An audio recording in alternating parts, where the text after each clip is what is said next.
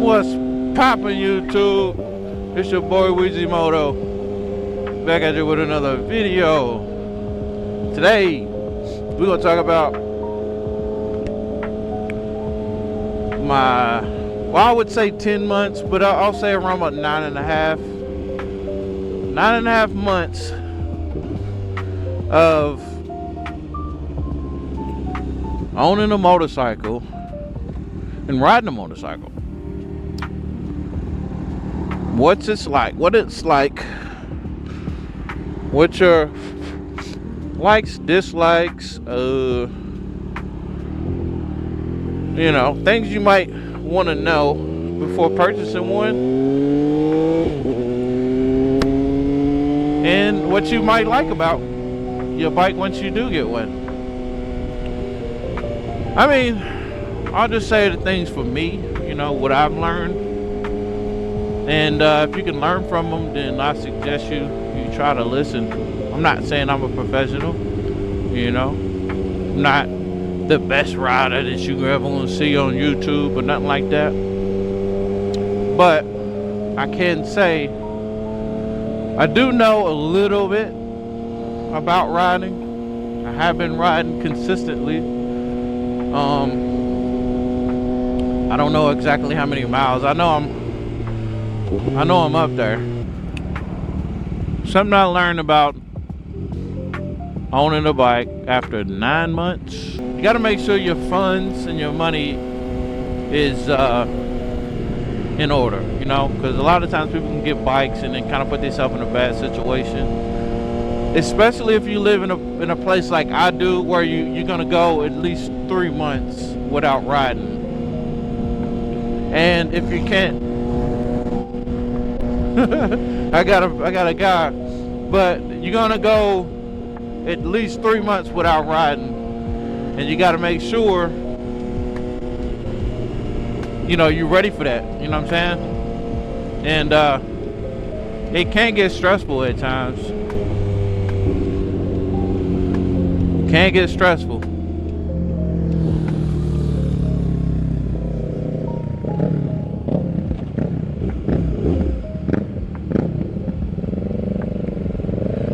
And with that stress can come, you know, bad decisions. You can get you a bike. You can get you a bike and not really have the funds to maintain it. You know, change the oil, keep the tires fresh.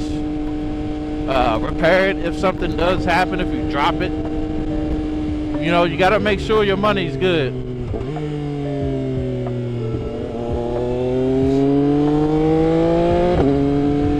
And that's my number one thing. Not saying that I didn't, but you know, those things start coming up and you're like, oh shit, I got to pay for that. Oh shit, I got to pay for that. And you always got to make sure you got those ducks in a row. A thing that I never really thought about before getting a bike. I was always thinking, I'll be good, I'll you know, take care of it once I do, and everything's gonna be good. When you get the bike, the one thing you don't think about is all the expenses, all the little things that could happen, or all the little things that you might not be thinking about that you're gonna have to pay for. And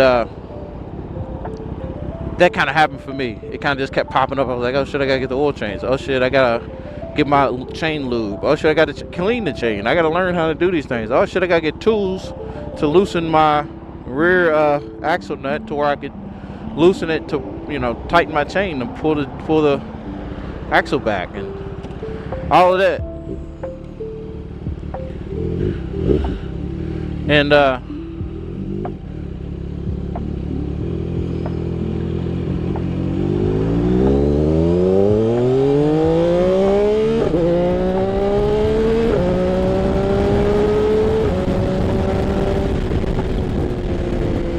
one of those things I didn't think about, and it just kept popping up. I was like, oh, I gotta get that, I gotta get that, I gotta get that. And then once I got it, you know, I kind of made a mental note that every bike that you get, depending on what bike that is, you're gonna need a specific tool to do maintenance and things on it.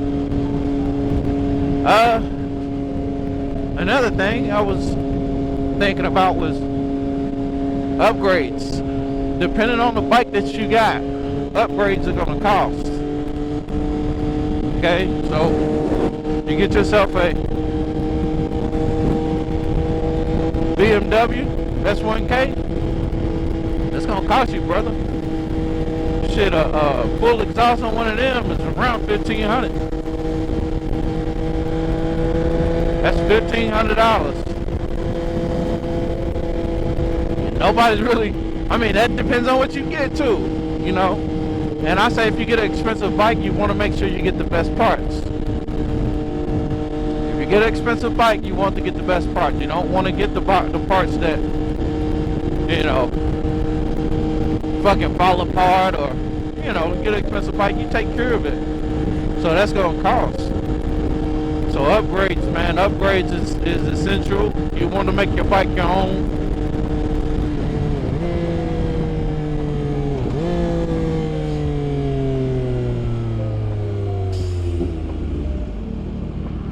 You want to make your bike your own. That's number one. Make the bike your own. Make it something that's unique to you, and put the work in to keeping it, or to making it look good. And that's gonna cost. So I got a CF MOTO 675 SS, and you know, it took a little bit to get some of the parts in. You know, you got to order them offline, and they're coming from overseas because the bike was built and made, you know, manufactured over there. So it cost me took me a little time. It didn't cost too much, but it took a little time to get the parts in. But let's say this was a BMW or Ducati or R1, something like that. It's gonna cost you. It would have cost me. A lot of these parts would have costed me.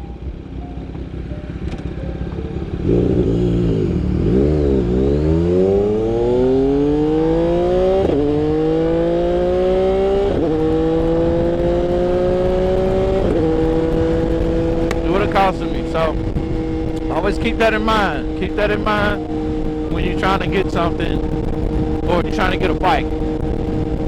Depending on what bike you get, how much money you're gonna spend to upgrade it. This is just what I'm thinking. I'm just going off a list. This is kind of what I learned little by little as I own my bike. It's not like a specific thing. It can be different for other people. This is just for me. Another thing, I say find friends. Find people to ride with. I wish if you're thinking about buying a bike, just do this beforehand. Get you a set of friends, or if you already know a set of friends, you know, kind of let them know what you plan on doing.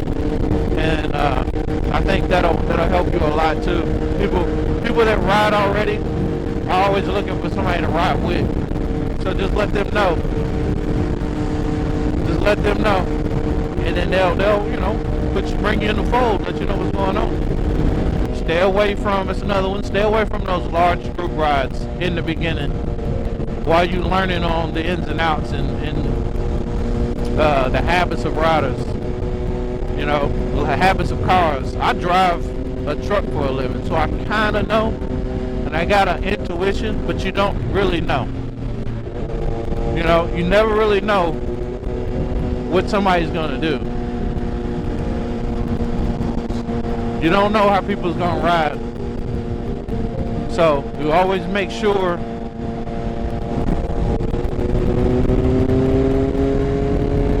that you pay attention to that. Pay attention to how people ride, pay attention to how cars move and their intuition. And just be intuitive on how people ride. That's one of my main main things that I say. Stay away from those large group rides until you really learn how people drive and ride their bikes. Because cars, you know, are unpredictable. You don't know what they're gonna do. They can just make a split-second decision because they're on four wheels. They can be like, oh, I forgot to turn here, and you know, you wasn't paying attention, and boom, there you go. So always pay attention to other riders and wait until you have experience yourself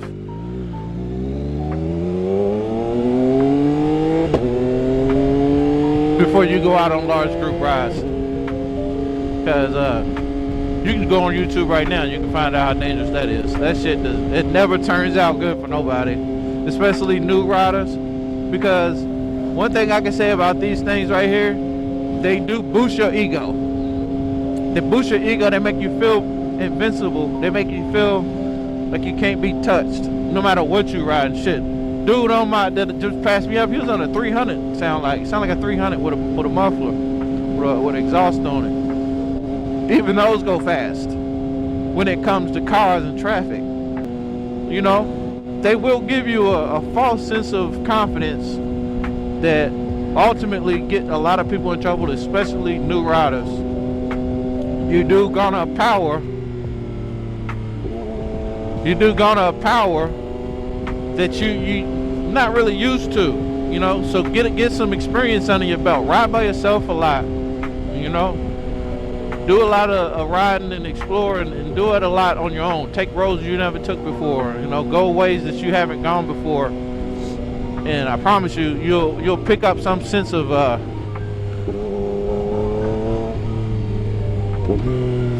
you'll pick it up as you do it.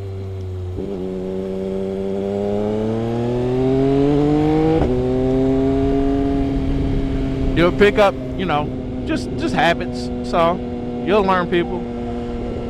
You'll see a lot of things before they happen. Like that guy back there, he started pulling out. I kind of sensed he was gonna do some stupid shit. So what I do? I got my ass over. I always see dumb shit happen when other riders get around other riders, especially riders with you know, experience, because then they go, I can do that, that ain't nothing, and then you get yourself in trouble. Trust me, I've done it. I've got around other riders and was doing shit that once I got home I was like, what the fuck what was I doing, bro? Like, I was bugging. Like, you do not ride like that. Owning a bike is probably one of the best decisions I've made when it comes to if you slowing down on the going out and being around a lot of people. You know, if you slowing down, you're like, man, I don't really want to go out. I don't really want to do that shit no more. I don't really, you know, got as many friends to accommodate like I used to. What I learned a bike done for me was it kept me focused. Not fully focused, but it takes your mind off of wanting to do other things, and you kind of stay focused a lot more on what you need to do. So that's another thing. Get a bike if you're trying to like get away from the other stuff, the stuff that can kind of get you in trouble. Not really get you in too much trouble, but you know, makes you lose focus when you drinking and hanging around people that club and shit, you know. Be patient too. Be patient. That's another one. If you be patient, man, learn at your speed. Don't try to learn at other speed. Other people's gonna try to tell you to do this and do that. I wasn't out the house 30 seconds and I had two people, you know, tell me to rev it, pop a wheelie, and you don't have to do what other people's telling you to do. Learn at your speed, man. Learn at your speed, and if you don't feel comfortable, don't do shit. Just relax. the experience and the confidence comes as you ride. You don't have to. A lot of people say, oh, go to the track, you know, drag knee and learn how to ride. Man, you ain't gotta look. You can do that shit if that's the type of riding you want to do, and you can tell other people, well, I know how to drag knee, I know how to do a wheelie, I know. If you want to be a stunt rider and all that shit, learn that shit, but don't do it if that's not your thing. If you just ride like me, I just ride. Now if I get next to a guy that can do stoppies and wheelies and you know, all that kind of crazy shit, standing up on his bike, I promise you I'm gonna fuck myself up. But guess what? I'm confident enough to know I can't do that, so I'm gonna stay away from that. You know what I'm saying? That's the catch. The catch is know what you know and learn at your own speed. If you don't want to learn that stuff, then don't do it. If you want to, you learn it at your own speed and at your own time. Don't have nobody out here risking your motherfucking back skin trying to learn how to do wheelies in the middle of fucking rush hour with traffic. You know what I'm saying? You know, I was talking to this one guy. He was like, man, CF Moto ain't shit. It's a piece of junk. Barely go over 140 miles per hour. And I was like, explain to me why you need to go over 140 at any point in time. Like, explain that. Like, if you can explain to me the reasoning you would want to go over 140 miles per hour on a bike, then I'll get it. But I don't get it. What's the point? Where you going? And he was like, man, it's for adrenaline. I said, adrenaline? I said, go work out or something. You know what I'm saying? Like, what? Why do you need to go that fast for adrenaline? Like, you might need some help. If that's what you need to do to get some adrenaline. If you need to risk your life for adrenaline, then you might need to get some help. At what point is your friends doing 140 miles per hour? And if they want to go that fast, they just gone, bro. You got it. If you want to go that fast, but you got it. I'm not about to, you know, fuck with you. You gone. You got it, bro. Like, that's, at the end of the day, if I gotta go that fast to keep up with you, then we just not gonna ride together for that little bit of span of time. You gone. I remember when I first started riding, just sitting in this traffic like this was nerve-wracking. Like, oh, everybody's looking at me. Oh, what if I stall? You know, all of the experience that took to not be nervous in this situation came as I done it. You know, as I done it over and over,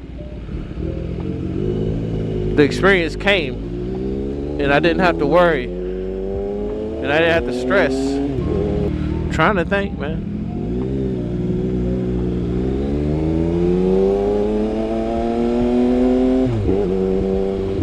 Trying to think. It's not too much, man, because every experience is different. So, you know, in total, man, to kind of like cap this video off, man, 9 months is not a long time owning a bike. It's not as long as you would think, but I promise you, within 9 months of me owning this bike and riding this bike almost every chance I could, I'm still learning. I'm still picking up new tricks, new things. You know, a lot of people get these bikes in around now or after a year or so, they're like, man, I'm ready for 1,000. What's crazy is I probably could ride a 1,000. But what is, like, for what? You know what I'm saying? At the end of the day, for what?